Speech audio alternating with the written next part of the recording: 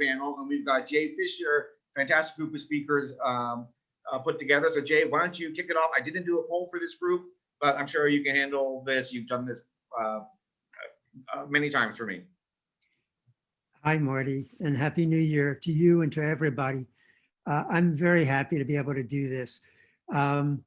You'll see behind me San Francisco, and I thought I'd never make this statement. I can't wait until next year to be in San Francisco for Healthcare Week, paying 4X for a hotel room.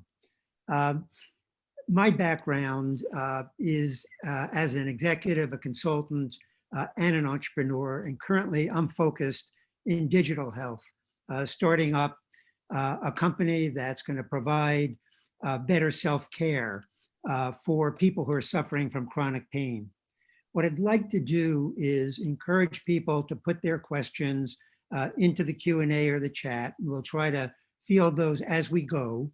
And what I'm going to ask is that each of the panelists introduce themselves, just very, very quickly, starting with Carla.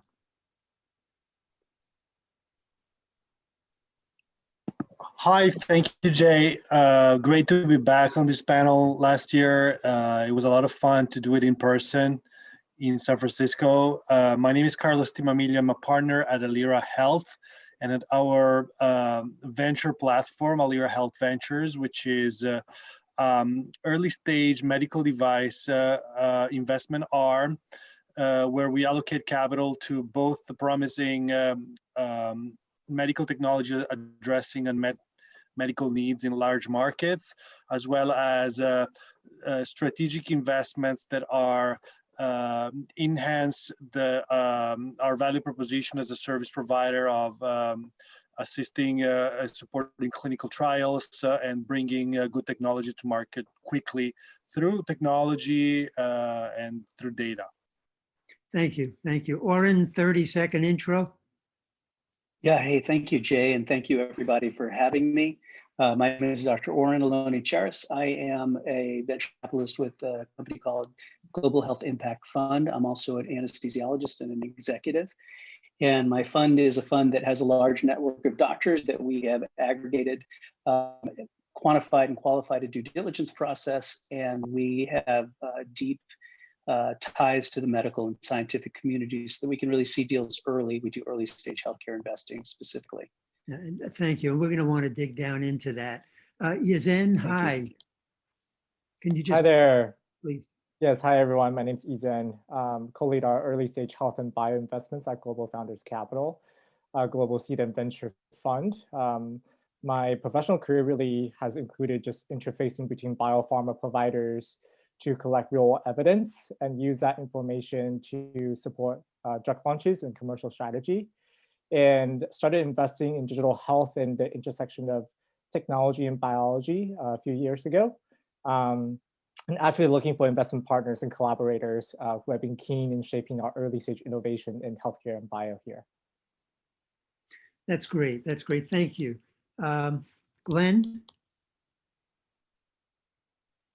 Is Glenn on and unmuted?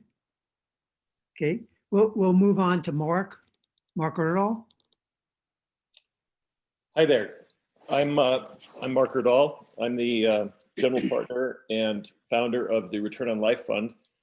I'm also the CEO and founder of the Young Blood Institute, which is a nonprofit clinical trial organization, which I started a few years back to basically look into interesting therapeutic opportunities, starting with what has been kind of a rage in Silicon Valley, which is young blood exchange. But what we've really done is built a clinical trial platform that's capable of being more efficient, I would say, than the typical CROs out there, and probably has a different kind of objective inherently, in that most CROs are sort of project management shops.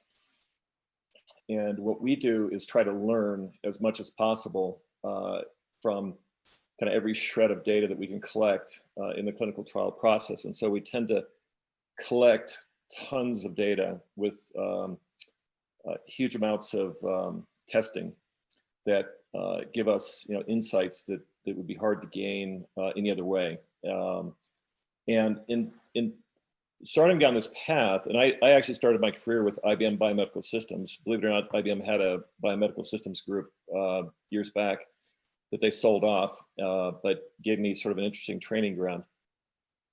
What I realized is there's a really interesting opportunity to combine charitable giving and investment. Mark, we're going to get into that. I promise you. I'm not letting you go until we dig deep into what you built, because it's just beautiful. Okay, fair enough. Well, that's the summary. That's great. Thank you very much. I appreciate that. Carl? Hi, I'm Carl Handelsman, and I'm a founder of the venture firm Codon Capital.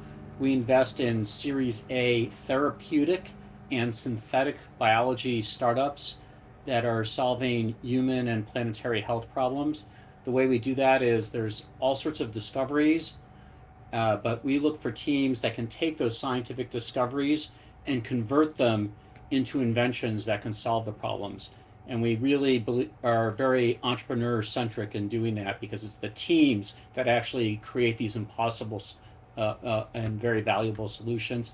Half of our exits in therapeutics are via trade sales or acquisitions to pharma companies.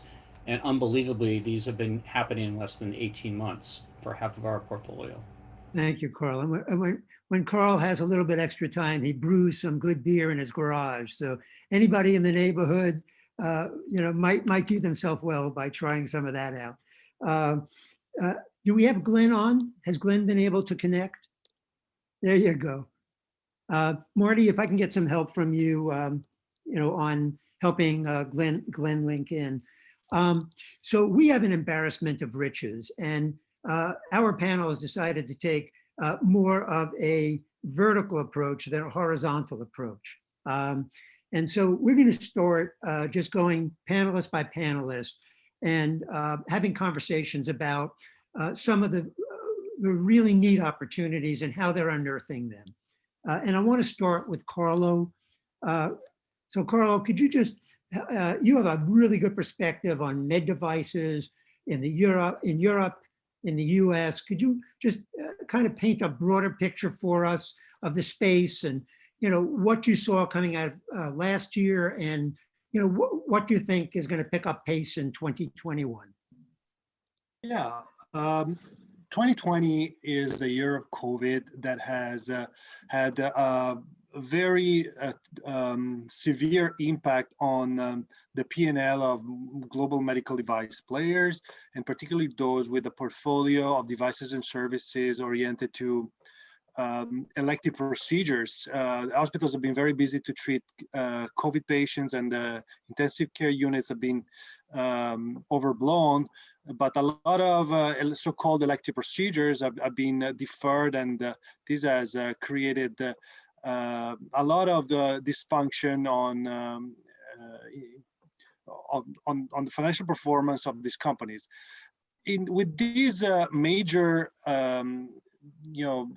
a trend in the background, however, from an investment and M&A point of view, 2020 has been a record year for medical device in the medical device industry, as well as many other verticals in the life sciences, for a variety of reasons. Looking at the very big picture, we've seen venture firms raising a record amount of money from institutional investors and family offices, more than doubling the amount of 2019 and the prior years, and closing with more than $16 billion in net capital raise. And the volume of deals and the valuation of deals across life sciences has been growing by a similar amount, with more than $50 billion invested globally. The medical device bucket in particular has also performed well with plus signs from the prior years. And this has been really driven by the good performance of the equity markets in general, but I think most significantly by the interest that the life sciences have attracted in a period of healthcare emergency, healthcare crisis, where three industries have really thrived in the context of a global economy in shambles, the real economy. E-commerce, logistics, and healthcare.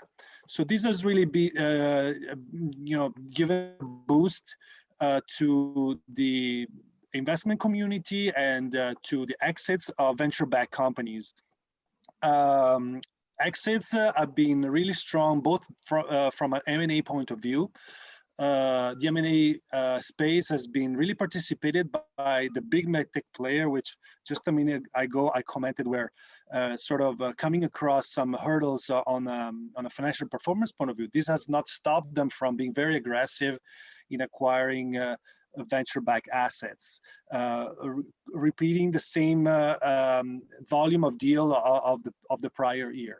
So this is a great sign of strength of the big strategic investors. The IPO market has also been very, very strong, with 11 IPOs in medtech that have performed incredibly well in the second half of 2020. So this has really created, given a tremendous boost to the volume of investments in this sector. And this is going to, definitely driven by the large amount of capital raised by VC, specialized VC firms. The expectation is this is going to continue in 2021, perhaps even stronger, as now we see elective procedures are resuming. The big medtech guys are restoring stability in their profitability, and so the fundamentals of the industry look really, really strong. That's great. That's a terrific, broad view. As we dig down on the margin, what do you see as being more promising? Stuff that is, very close to, bearing some real fruit. And then I want to back up and say, when you put your periscope up, what do you see on the horizon that you want to be exposed to? So first, where are you going to kind of press your accelerator with investment this upcoming year? Yeah, if we look at the medical devices and health tech, so digital health tools, anything that really makes the workflow of the hospital more efficient and enables hospital to treat patient efficiently and managing the crisis like COVID. COVID has really emphasized the need to have to improve the efficiency of patient monitoring, of the surgical workflow, of surgical coordination. So these are tremendous unmet needs that emerging technologies are helping to address. But the sky is the limit. We've seen in 2020 that the patient monitoring devices and services have had a lot of success raising a large amount of venture capital, and some of them already realizing the value through exits.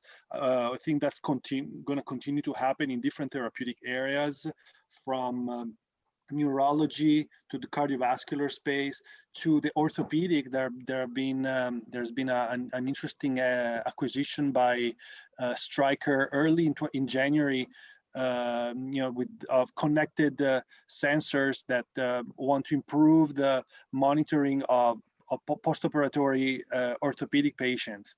The ICU has been the center of and has had the highlight of 2020 because they were so overwhelmed with patients. There's been a lot of activity there, management, better management of patients in the ICU, as well as I would mention the management of operatory procedures through navigation tools for to deliver better outcome in surgery and optimize the surgical workflow. So these are all sub themes that I want to be exposed to. We have a couple investment as Alira Health in these areas, and we believe that they will continue to generate good traction and momentum for as a trend in 2021. That's great. What about regulatory? I know that there's some change in class 3 device regulation coming out of the EU. Is that right? And what kind of impact do you see that having? Yeah, the European markets, countries have been sort of the ugly duckling of medical device innovation. Part of that is obviously the fragmentation of the market and the different incentives for hospitals and universities to innovate. But a lot has had to do with the lower regulatory hurdles. So the EU has introduced the MDR regulation, which raises the bar significantly for the regulatory clearance, CE mark of class 3 devices, bringing it higher possibly than the FDA on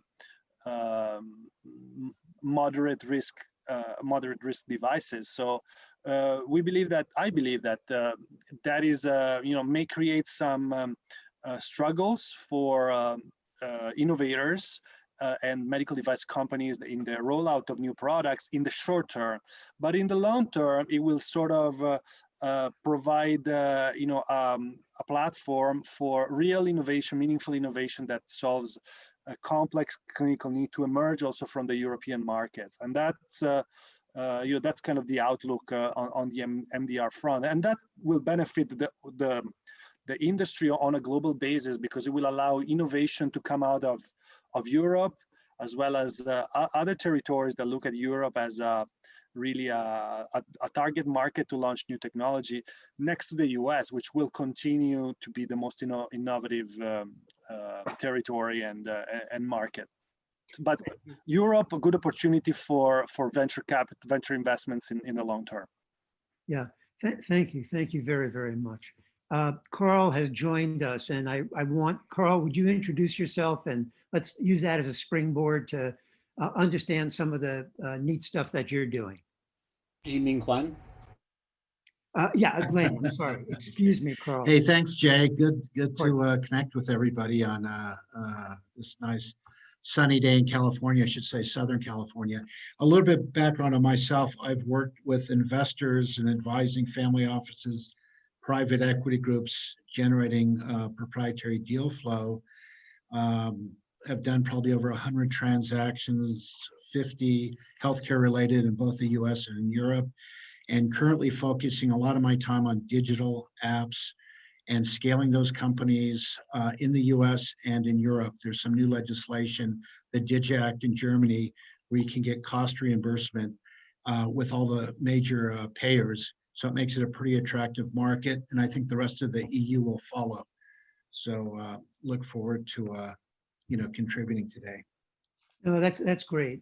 So let's pick it up from there. Family offices, and this point has been made kind of in the panel before, I think very well, and touched upon here, are very interested in making sure that they can get in early, but be well advised. And I know this is something that you probably have a fair amount of experience in. How do you think about that? Well, that's always a challenge, because in a competitive marketplace, you're going against all the typical, VCs and private equity groups if it's a larger size transaction. So what we do is really generate a lot of proprietary deal flow by approaching founders and company CEOs early on and staying in touch with them, developing a relationship with them, and really illustrating the value add. A lot of times we're dealing with a family office who maybe is already in that particular sector, or maybe they had a business in that sector, so they can bring value in that regard. But it's the typical, you've got a network out there, and obviously you want to be first in the door as much as possible in developing initial relationship, especially before the investment bankers get involved. You're of a lot more direct contact with, the founder, and, that's what we typically do.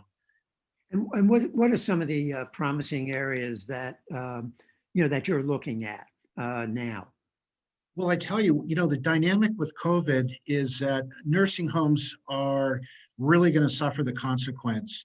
More and more people don't want their family members in nursing homes. So I see a big surge in home care service providers, but done by the families. And in doing so, they're going to need devices to monitor the vitals of, their family members, as well as have their medical records and to be able to make decisions for them. So the states and Medicare you're going to see more of that coming to fruition.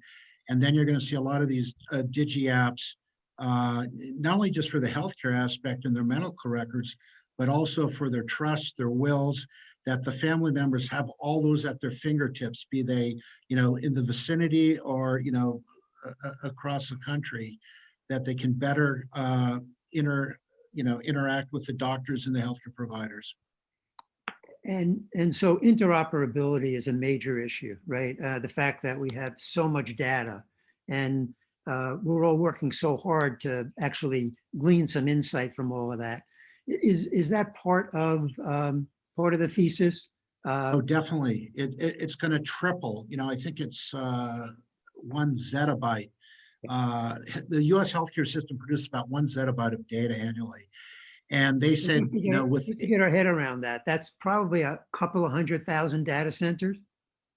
I mean, it's a huge amount of data. Hundreds of thousands of data centers. Yes, that's what I said. Yeah. Yeah, and that's expected to double every year from, going forward. So there's going to be a lot of, analysis, outcome tools, and the focus is really patient-centric.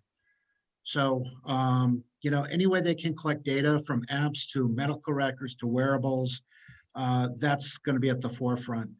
One of the other challenges in taking care of the elderly in their homes, there's not enough home care providers.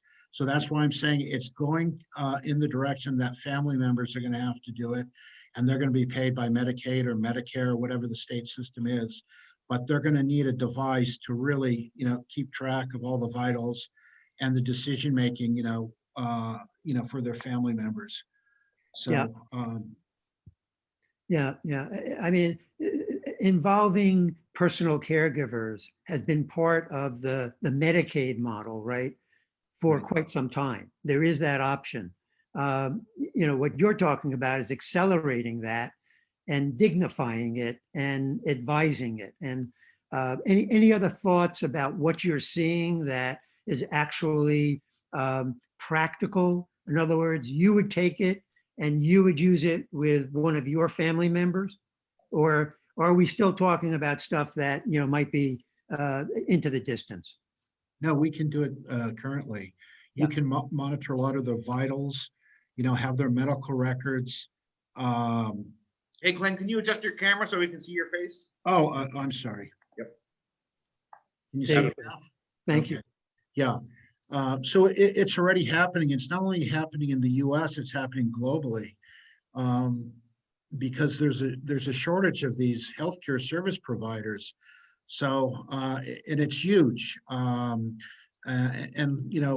just looked, the average pay for a healthcare service aide is like $17,000 a year, and most of them don't have healthcare insurance.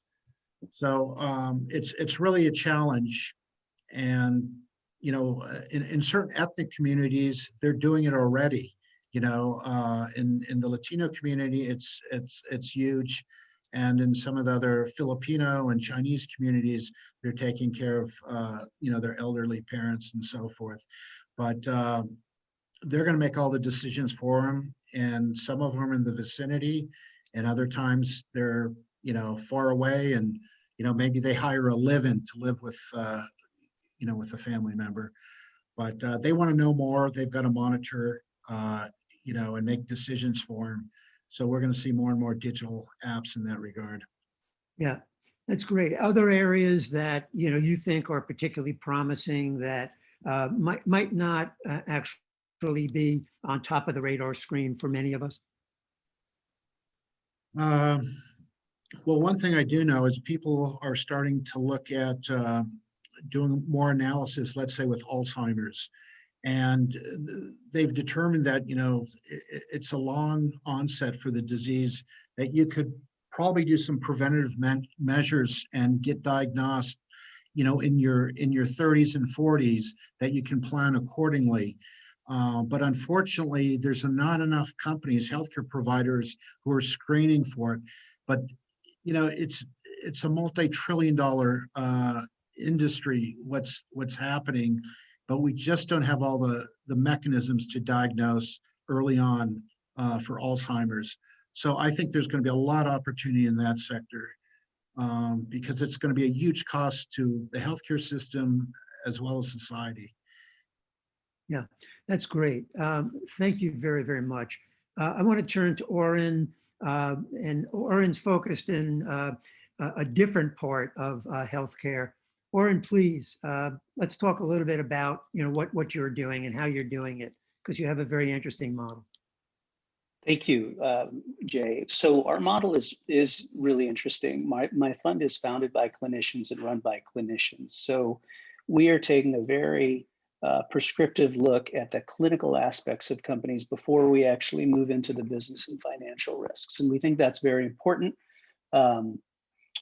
We have a network of over 100 physicians and other healthcare providers who we work with as advisors and consultants.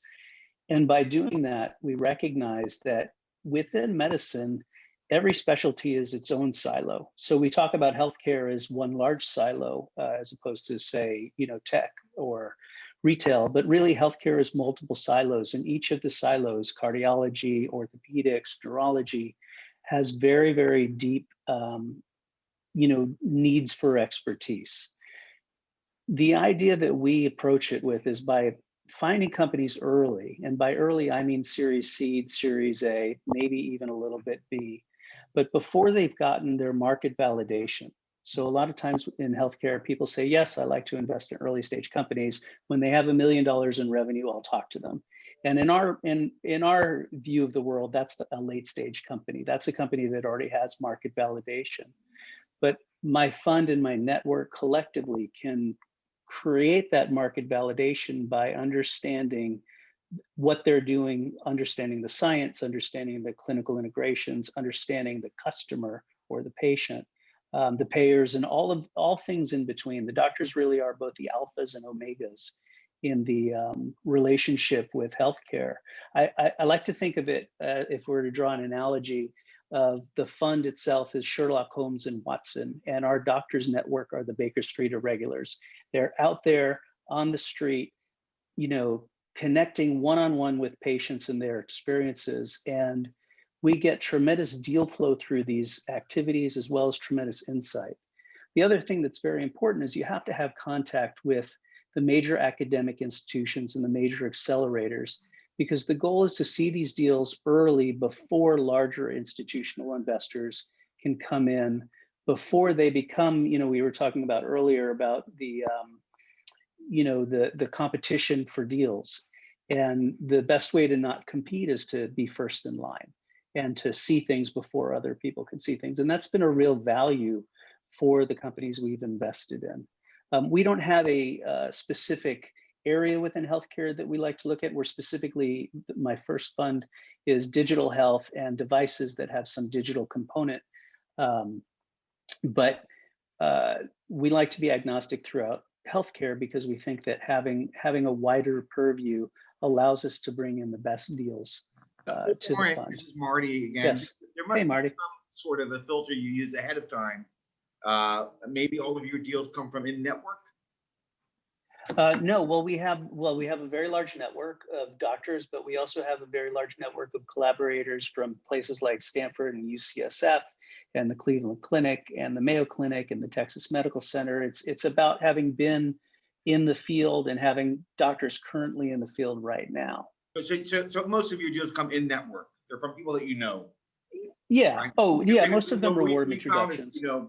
getting early at some point is, it's very difficult to understand if people are just spitballing, wishful thinking, or entrepreneurial tourists, so. Well, that's true, but you're still going to look at so many more deals than you'll invest in. So even with the warm introductions, you're going to be doing a lot of filtering, Marty, on the deals that you look at, for sure. Yeah. Agreed, yes. Yeah, having the access to doctors is not trivial. I asked the head of innovation for a major academic medical center a year ago, what's the biggest hiccup? And he said, just getting access to over-the-top good doctors who are very, very busy.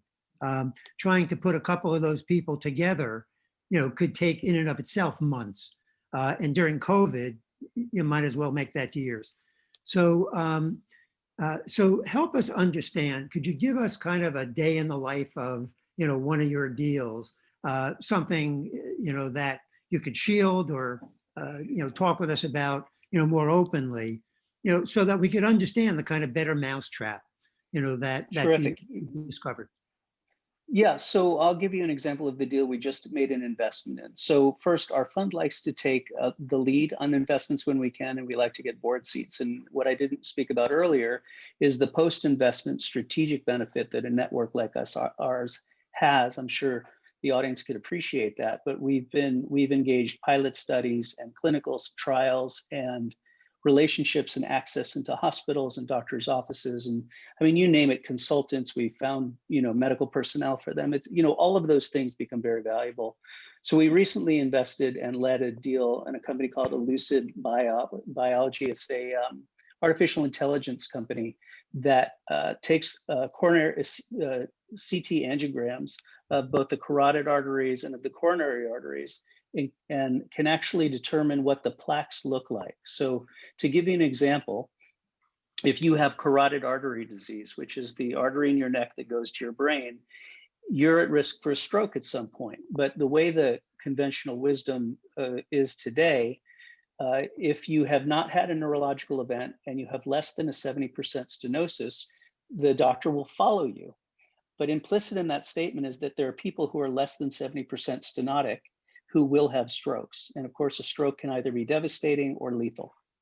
Sometimes it can come and go like a TIA, but it can be a really bad complication and it could be a lethal complication. So avoiding that is critical. And it's also a cost-saving effort. So this device, this CT angiogram algorithm, can actually determine what the plaque consists of. And they've shown in clinical studies that they can identify people who are not quite 70% stenotic, but who would benefit from surgery. And that would prevent a lot of stroke and death. So that's a very big deal. Now, how did my network really find that exciting? Well, first, I'm an anesthesiologist by trade. I've been in the operating room, taking care of patients having carotid endarterectomies. And I can tell you that sometimes you open somebody's neck up and you look in the artery and it looks like just like a nice sheet of plaster, and you peel it off and you fix it and it's great. But sometimes you open it up and it looks like nasty rotted bubble gum. I mean, it's disgusting. And you're wondering, how is that thing not erupting and throwing strokes to this person? And you know that person was in jeopardy, right? So we knew that right away when we talked to them. And then we went into our network and we engaged interventional cardiologists, interventional neurologists, and other neurologists. And everybody said, this is something that would be very valuable if it works. And of course, that worked. And they're also doing other things. But it was that. And now we're putting together a board to help them commercialize, to get the product out, to get the word out. So it's really an alpha to an omega support. It's very valuable. That's great, Oren. Thank you very, very much. I want to move on to Yasin. Yasin, we all talk about digital health, and some of us are still talking about it as a vertical. You look at this in a much more comprehensive way. Could you tell us a little bit about what you're working on now? Yeah, sure. Happy to, Jay. And it's incredible how much the industry has changed in terms of digital health because of COVID, right? We're seeing adoption of virtual care that's decades, sped up by decades if because of COVID. And now doctors and patients are both more comfortable interacting with each other on the virtual platform. And we're trying to and looking to see actually additional opportunities where there could be ancillary services and products built beyond on top of these virtual care visits. That could be really interesting. And also the couple of shifts that we're seeing on the digital health sector that we're very bullish about. So the first one is this optimizing the consumer patient experience. As we all know, healthcare has been incredibly complex in the US in alignment of different incentives between the payers, the insurance companies, the providers, the clinicians, as well as the patients who are ultimately benefiting and receiving care. And who pays for this services and products may not be who benefits from those products and services. But now with access directly to patients with the rights of virtual care and various other type of platforms, there is now a big emphasis on making sure that patient and consumer experience is top notch, even though you are providing a necessary care and services to these patients. We are very excited to see that direct-to-consumer healthcare products and models becoming big businesses now. And in healthcare, even a single disease or niche conditions can affect millions of people and represent multi-billion-dollar market opportunities globally. And we are seeing the success of this generation of digital health companies depend on probably one thing in my mind, is this consistent and long-term patient engagement that you have between the company and the patient. You know, through my interview with several payer execs, they don't even look at what is the business model digital health companies are providing. All they care about is, can they engage the patient? We'll figure out the business model later. So because with engagement, not can only long-term engagement lead to meaningful clinical improvement, but also allow opportunity to serve as potential lead gen platforms for additional products and services to these engaged patients and magnifying the business opportunities. And we are seeing that with the success of Livongo, went public, as well as merging with Teladoc, as well as other condition-specific companies like Hinge Health have been triple revenue growth this past year. And then the second piece in digital health that's really exciting to us is the rise of modern payment and novel insurance. So we believe that, as you all can relate to, the way we underwrite and finance our healthcare is fundamentally broken, right? Many of us don't get much bang for the high healthcare premiums that we pay to the payers. And we saw the rise of specialized Medicare Advantage startups that can better take care of these seniors at lower cost, taking risks directly. But for other segmented populations, we're starting to see startups innovate by underwriting individual and population risk and can materially reduce the premium spent to employers and individuals in need. And there are many creative approaches that can really modernize the traditional benefit design that create novel insurance-like products that are catered to millennials, as an example, right? In terms of the services they need, which is oftentimes more just primary care visits, mental health access, et cetera. And we do believe that direct healthcare products serving individual markets will flourish in the coming years. Mm-hmm.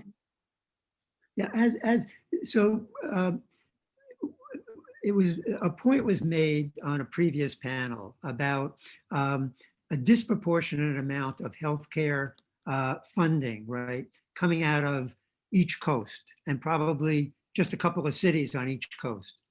As people like you focus more on consumerization, do you find yourself looking for deal flow, for ideas, for teams outside of 5 cities, or do you, or not? And how do you think that might develop, actually? Absolutely. I look for opportunities across the country. I believe that even though the coastal areas have some of the hottest, quote unquote, startups, right? But oftentimes what makes them hot is oftentimes driven by investors who are talking about them. And I went to I got my MBA from University of Chicago, so really started my roots of investing there in the Midwest. And the types of companies and the value of companies in those underserved areas is just tremendous from an investor standpoint. Comparing these companies, they are sometimes having more traction at a lower valuation, so you can have more de-risk investment into these companies. And if they need to act, I guess the downside of being in these overlooked markets is access to capital, right? But given the virtual environment that we work in nowadays, it's very easier than before to talk to investors on either coast, right? Or having a satellite office such that you can show that you have presence there to raise additional capital. So we love undervalued companies that are not in the main cities. Yeah, I think there's a lot of people listening who probably know a couple of bushes to look under for candidates. Marty, did you want to say something? No. So I want also to just get your perspective. Sometimes we tend to get very enthused and perhaps over-enthused about technology, right? But you've used the word and the kind of primacy of patient engagement, right? Kind of stepping into the patient or the user's moccasins and maybe staying there.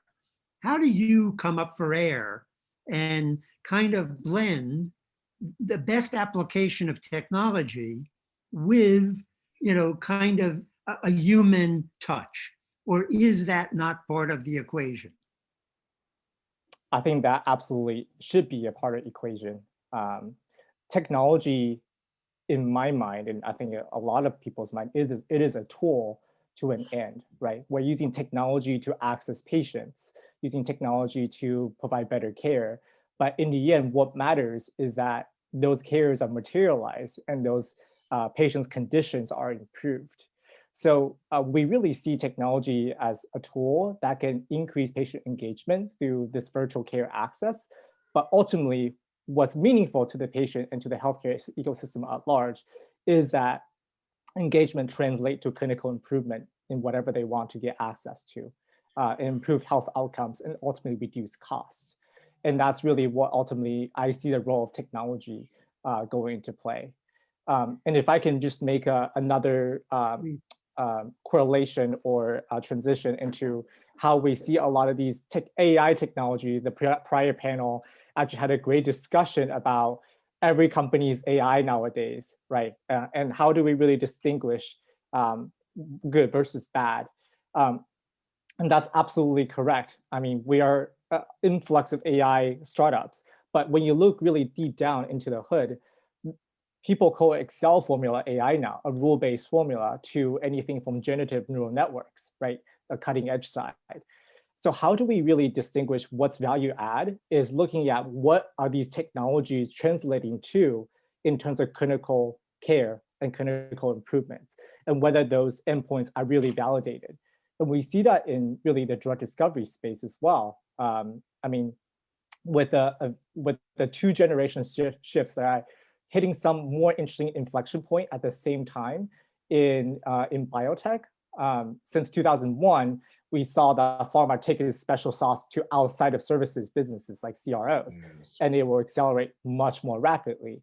And now we are in this fourth generation of compute, where every time we transition from mainframe desktop to web-based and now to the cloud, every other field has gone through a fundamental transformation.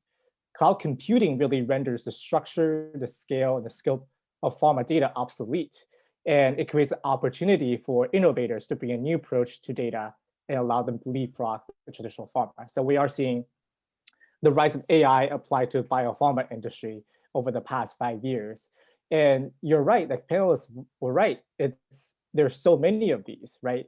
But then what's going to make a difference in distinguishing them is, we have done this throughout the years, is we actually mapped out this space extensively and spoke to almost every startup working on this to really distinguish who's really solving a meaningful problem using AI or technology, not just a single point solution that may not translate to a broader outcome or higher success or lower cost in the end. And that's what we firmly believe in. Thank you. Thank you very, very much for sharing that perspective. I want to go on to Mark. And Mark has a very, very interesting model. Mark, could you tell us a little bit more about what you're doing and how you came to it? Sure. Let me start with how we came to it, because this, I've done tech stuff, startups, mergers, acquisitions, et cetera, most of my career. And I woke up one day and I read this research on the mice research out of Stanford and UCSF and Berkeley, and it sort of hit me that really what I wanted to do was do things that had impact on humanity, and things that would have real value to my friends and my family, not some techno widget or software bit. And so I started meeting with these folks, and long story short, set up this clinical trial platform, and because you can only learn so much from mice research, bottom line. And I have a whole career in applied research and translation, and I've had hundreds of researchers work for me and paid for hundreds of patents, and I'm pretty good at figuring out what it takes to get things across the goal line and get them to kind of a market reality. And it sort of became clear to me that, at least for my crowd, my friends, my family, we don't need more ROI. 10x, 100x, doesn't matter if you're dead. What we need is more time on Earth. And our established medical system doesn't really have the remedies. They don't focus on us. They're focused, a big pharma company is focused on making money, and make no mistake about it. And clinical trials are there to kind of run the gauntlet and prove something to get to market. But I've had kind of an inside view of this for some time now, and what I decided to do is focus on practical translation of things that could help my friends, my family, which is family offices and high net worth individuals and people like that all kind of wanted to become part of this club, really, this sort of collaboration group. And so what is interesting that first of all, we've used the clinical research as kind of an incubator for potential preventative diagnostics, and because it's and this is to some of the earlier speakers' points. I think it was Oren was talking about the angiocardio device, which sounds fascinating. And because the medical system we have today waits for a problem and then applies tools to fix the problem effectively after it's too late. What we believe is happening is there's a kind of an apparent health that we measure when you get your annual physical and you get certain blood tests today, and everything looks good. And then what happens is people start to hit 70, 80, and they just fall off the cliff, and suddenly they've got 3 diseases. We believe there's an underlying pathology that has been declining all along. And if we can find the biomarkers and the tools and the techniques to detect that underlying pathology, then we can begin to apply interventions to correct the problems in that underlying pathology before, well in advance of those things actually occurring. So the fact that you actually are taking a different kind of outcome perspective, right, to the traditional clinical research organization, God bless them, they do a lot of heavy lifting, is going to lead you to a different place. I know you guys have done a lot of work in blood viscosity. Could you, maybe use that as an example and just show us how, you were looking for something that was more basic and trying to learn, and you discovered more than a traditional clinical trial might yield. Yeah, well, so as I said earlier, most CROs, clinical research organizations, they're just job shops. You pay them money, they manage a project, they do tests, they report results. They don't have any kind of notion of learning. And oftentimes the big pharmas kind of exclude some of the data that they give to the academics for publication purposes. So they don't get a full view of what's happening. We took kind of the opposite approach. First of all, we collect huge amounts of data with flow cytometry and many different tools.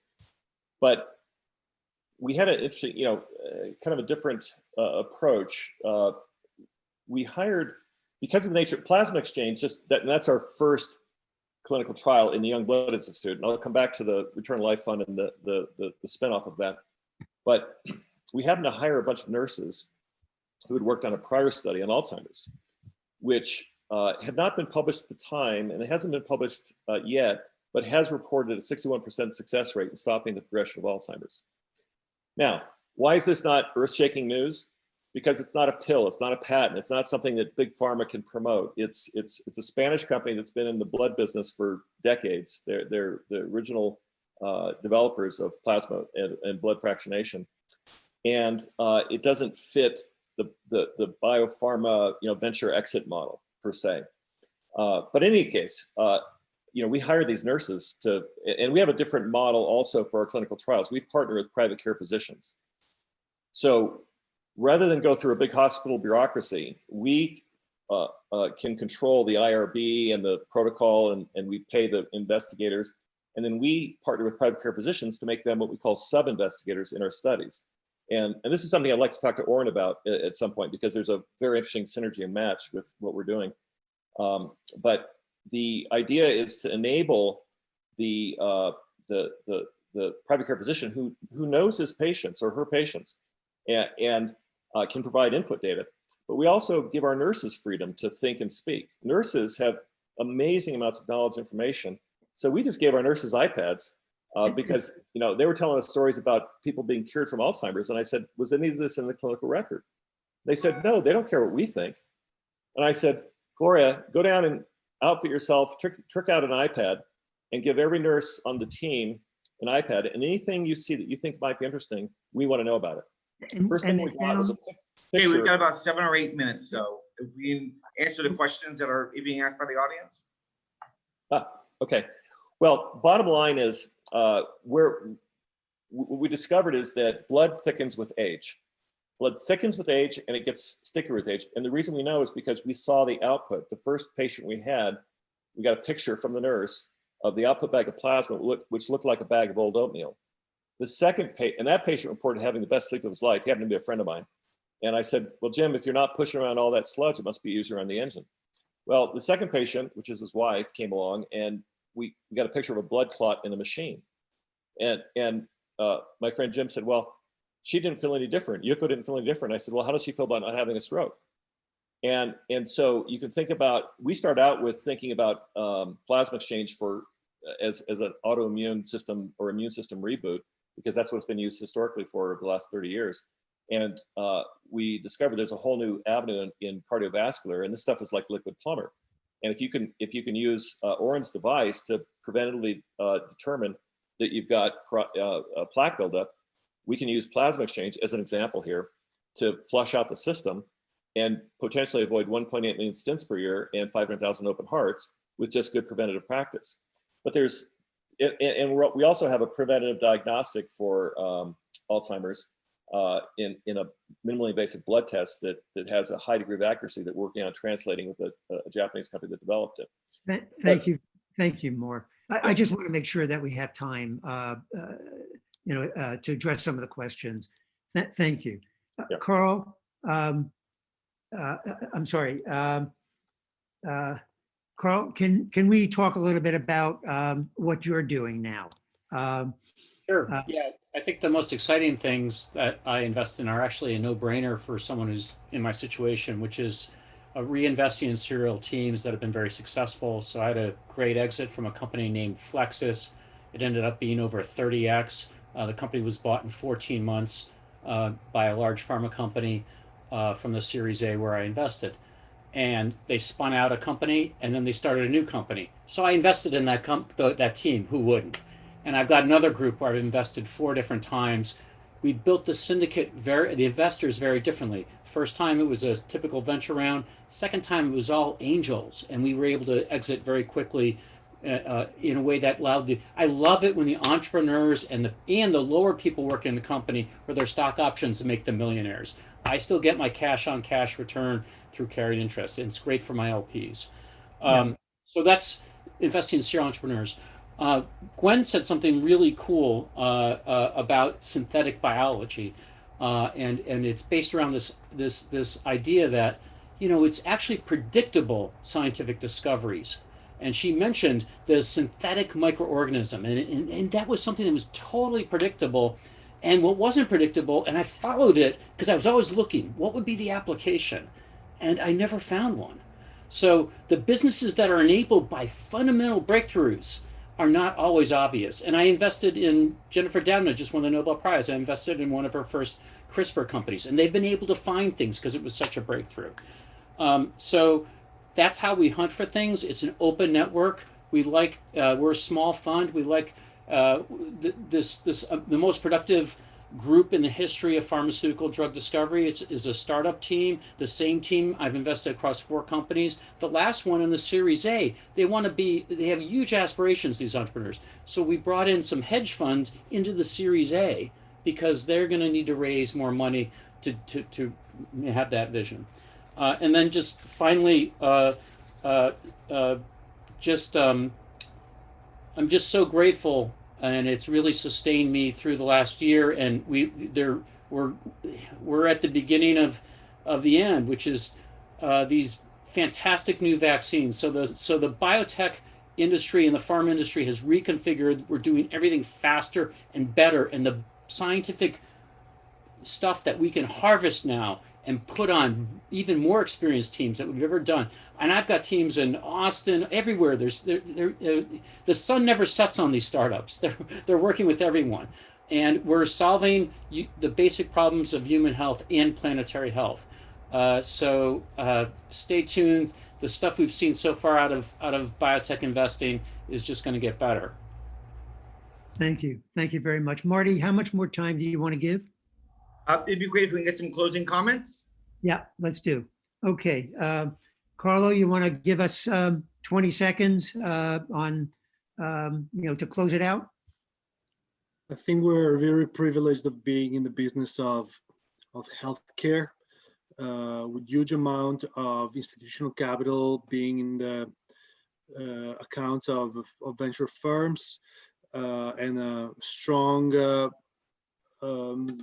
exit market that is expected to continue in 2021. The expectation is that part of that availability of capital is going to trickle down to Series A and more early stage opportunities, and in turn, hopefully feed a pipeline of valuable innovation. That's great. So I think it's a thrilling time, and good luck to everybody in your respective roles and investment activity. Thank you, Carl. Thank you. Oren, 20 seconds.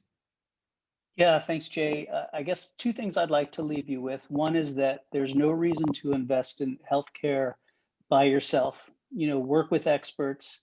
We're here, we're looking for partners, and we would love to talk to you. Secondly, we have a large network and it's a platform, and we'd love to invite the family offices that are interested in healthcare and the venture funds, quite frankly, to come and collaborate there. And if you're interested, just email me. Thank you. Thank you. Glenn? Thank you. Yeah, I would say think globally, act locally. There's a lot of great innovation coming out of Europe and looking to launch in the US and vice versa, and we can help facilitate that. And we work with a lot of entrepreneurs. So, take care of yourselves and take care of your family members. And you too. Thank you. Thank you very much. Yasen? Sure. So overall, our U.S. healthcare system, both from the delivery insurance side as well as the biopharma therapeutic side, are going through rapid transformations due to COVID, as we have seen. And we are really excited to be at the forefront of this change and capture innovative opportunities in this space at the earliest stages as we focus on pre-seed and seed. So anyone looking for investment partners or collaborators who want to double down this sector, happy to chat. Thank you. Thank you very much. Mark? Great, Brief thanks. remarks to close it? Yeah, thanks for the opportunity. And let me just sort of summarize by saying the key thing about our fund that we're doing that's unique is we're bifurcating the investment into an investment in sort of the for-profit business, as well as a donation to the CRO, which will turnkey the clinical trial for the startup company. And what that does is give you and this only applies to high net worth individuals, family offices, and taxable entities, but it gives you an immediate return on a tax basis this year. And then it gives you a 4x return on your equity, because we get the same equity for 25%, for half the money basically. And then we also give our limited partners access to the clinical trials which we're curating, so that they don't have to wait for something to actually get out, through FDA approval. They can actually participate in the clinical trial and get the benefit of a potential therapeutic for someone they love. Keep going, Mark. That's wonderful. That's great work. Carl, you want to bring us in for a soft landing? Sure. So we actually allow, as a platform, our LPs to co-invest with us on the later rounds. But the key thing for the whole industry is, unlike the real moonshot, the biotech moonshots we do with dozens of people and tens of millions of dollars to achieve remarkable things. That's great. I want to thank the panelists very, very much I learned a ton, and I hope others listening found some things that will help them help other people and make some money. Marty, we're going to turn it back over to you. Great job, guys. Thanks so much. And Jay, at some point, I want you to, maybe tomorrow, you can give a little concise discussion about what you're doing, or send out a text message to everybody about what your venture is these days. Jay's a very humble guy. He's an executive advisor, et cetera, consultant in the business, very long time. So, if